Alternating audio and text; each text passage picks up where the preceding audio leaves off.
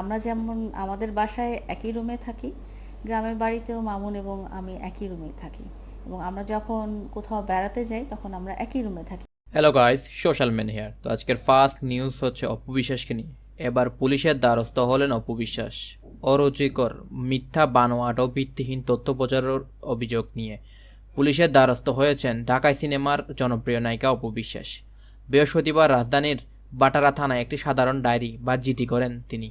জিডিতে অপু বিশ্বাস বলেন, বেশ কিছুদিন ধরে 34 ব্যক্তি ও ব্লগার তাদের নিজস্ব ফেসবুক এবং ইউটিউব চ্যানেলে আমার নামে বিভিন্ন অরুচিকর, মিথ্যা ও বানোয়াট তথ্য প্রচার করছে। এমন অবস্থায় বিষয়টি সাধারণ ডায়েরিভুক্ত করে রাখার প্রয়োজন বলে মনে করছি। ডিএমপির গুলশান বাড্ডা জোনের সহকারী কমিশনার এসি রাজন কুমার সাহা অপুর জিডির বিষয়টি নিশ্চিত করে গণমাধ্যমকে বলেন, এই বিষয়টি তদন্ত করে অভিযুক্তদের বিরুদ্ধে ব্যবস্থা নেওয়া হবে। পুলিশ সূত্রে জানা গেছে, বুবলি ফ্যান, সীমান্ত, ভাইরাল নিউজ বাই তোমা, 5 টিভি বাংলা ও রাইট রবি সহ 34টি ফেসবুক পেজ, ইউটিউব চ্যানেলের নাম উল্লেখ করেছেন অপু বিশ্বাস। নেক্সট নিউজ হচ্ছে বাংলাদেশের জনপ্রিয় কন্টেন্ট ক্রিয়েটর মাসুমকে নিয়ে। আমরা জানি যে গত 9 মে বিসিএস প্রিলিমিনারি ফল প্রকাশিত হয়েছে। 46তম বিসিএস প্রিলিমিনারিতে পরীক্ষা দিয়েছিলেন কন্টেন্ট ক্রিয়েটর মাসুমও, কিন্তু দুঃখের বিষয় হচ্ছে যে তিনি তা উত্তীর্ণ করতে পারেননি। প্রিলিমিনারি ফল প্রকাশের পর মাসুম তার ফেসবুক পেজে লিখেছেন 46তম বিসিএস প্রিলিতে তার হয়নি, এবং তিনি আরও জানিয়েছেন আগামী বছর 47তম বিসিএস পরীক্ষায় তিনি আবার অংশগ্রহণ করবেন।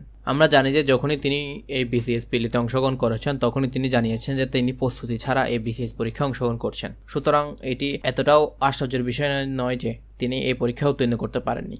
সবার তো দিয়ে যাচ্ছি 46তম বিসিএস প্রিলি। আমি জানি আমার কোনো প্রিপারেশন নাই, তারপরেও যাই দেখি কি হয়। নেক্সট নিউজ হচ্ছে বাংলাদেশের অন্যতম জনপ্রিয় কন্টেন্ট ক্রিয়েটর ও কার্টুনিস্ট অন্তিক মাহমুদকে নিয়ে। বাংলাদেশি কার্টুনিস্ট অন্তিক মাহমুদ এই শুক্রবার বিয়ে করছেন। ইতিমধ্যেই তার গায়ে হলুদের ছবি ইন্টারনেটে আলোড়ন তুলেছে। তিনি তার টিম মেম্বারকে বিয়ে করছেন। So many congratulation two Antik Mahmud. Next news হচ্ছে প্রিন্স মামুন এবং লাইলাকে নিয়ে। লাইলা প্রিন্স মামুন এবং তার সম্পর্ক সম্বন্ধে কিছু গুরুত্বপূর্ণ তথ্য দিয়েছে। চলুন দেখে আসি তিনি কি বলেছেন।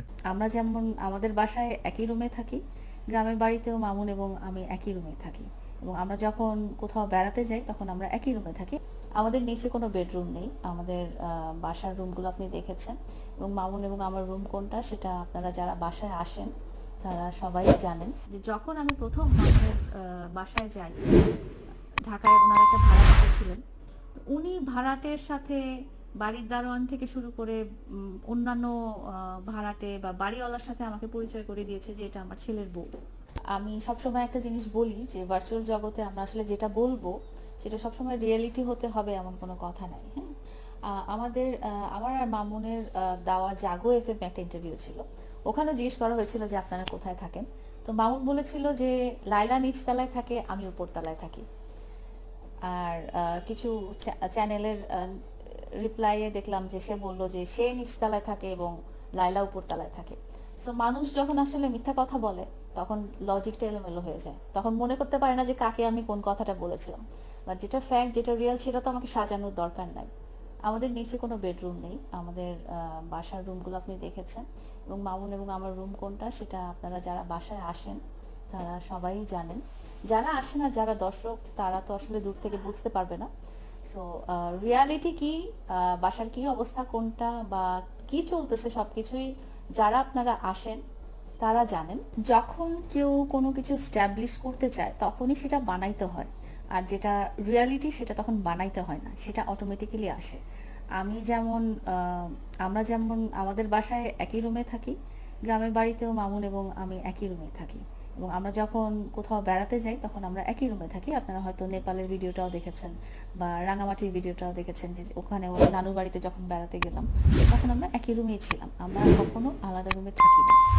এখন সোফার এখন পর্যন্ত থাকি নাই, ফিউচারে কি হবে বলতে পারছি না, বাট লাস্ট 2022 সাল থেকে এখন পর্যন্ত আমরা একই বাসায় একই রুমে থাকি এবং বাইরে গেলেও একই সাথেই থাকি, সেটা আমাদের বাসাই হোক বা মামুনের গ্রামের বাড়ি হোক বা হোটেলেই হোক বা যেখানেই হোক না কেন। আরেকটা ব্যাপার যেটা মানে সব থেকে বেশি চর্চায় আছে আপনার আর মামুনের ব্যাপারটা, সেটা হলো যে আপনারা সবসময় বলে আসছেন যে আপনাদের সম্পর্কটা মানে ভালো সম্পর্ক এবং আপনারা একসঙ্গে কাজ করছেন, কিন্তু আপনারা একসঙ্গে থাকছেন এবং অনেক মহলে আপনাকে নিয়ে, মামুনকে নিয়ে কথা হচ্ছে যে আপনারা বিয়ে ছাড়া কিভাবে আসলে একটা সম্পর্ক এক জায়গায় থাকে। এবং একটা রেসিডেন্সিয়াল এরিয়ায় আপনারা থাকছেন এবং আপনার অনেক কিছু আছে, ঠিক আছে, কিন্তু তারপরেও আপনি মানে কিসের জোরে আসলে তার সঙ্গে কোনো বিবাহ সম্পর্ক ছাড়া তার সঙ্গে আপনি আছেন, এই ব্যাপারটা কিন্তু তুমুল চর্চায় আছে। এই ব্যাপারটা তো আমি আপনাকে কিছু ঘটনা দিয়ে আমি ক্ল্যারিফাই করি।